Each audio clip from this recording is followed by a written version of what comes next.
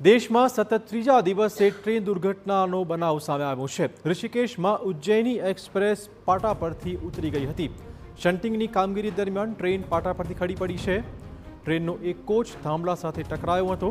જો કે દુર્ઘટના સમયે ટ્રેનમાં કોઈ મુસાફર નહોતા। મુસાફર ન હોવાથી જાનહાનિ ટળી ગઈ છે। આ બનાવમાં રેલવે વિભાગે હવે તપાસ પણ શરૂ કરી છે। તો ઉજ્જૈનમાં ટ્રેન દુર્ઘટના શન્ટિંગની કામગીરી દરમિયાન આ દુર્ઘટના ઘટી હતી। ટ્રેનનો ડબ્બો પાટા પરથી ખડી પડ્યો હતો। જો કે આ ટ્રેનમાં કોઈ મુસાફર સવાર ન હોવાથી જાનહાનિ ટળી ગઈ છે।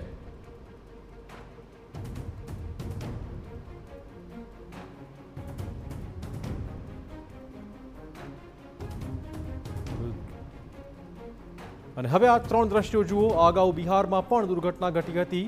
સતત 2 દિવસ સુધી ટ્રેનમાં આગના બનાવો સામે આવ્યા હતા। રાજધાની બાદ પટના એક્સપ્રેસમાં પણ આગનો બનાવ સામે આવ્યો હતો। 48 કલાકમાં જ આગની 2 ઘટનાઓ સામે આવી હતી। ત્યારે હવે ઉજ્જૈની એક્સપ્રેસ સાથે પણ દુર્ઘટના ઘટી છે।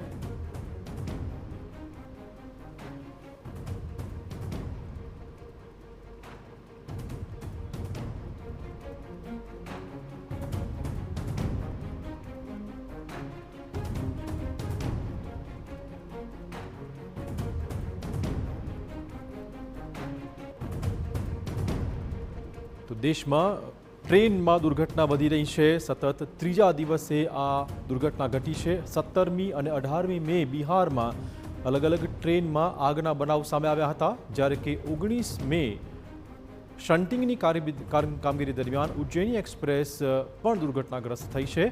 એક ડબ્બો પાટા પરથી ખડી પડ્યો હતો।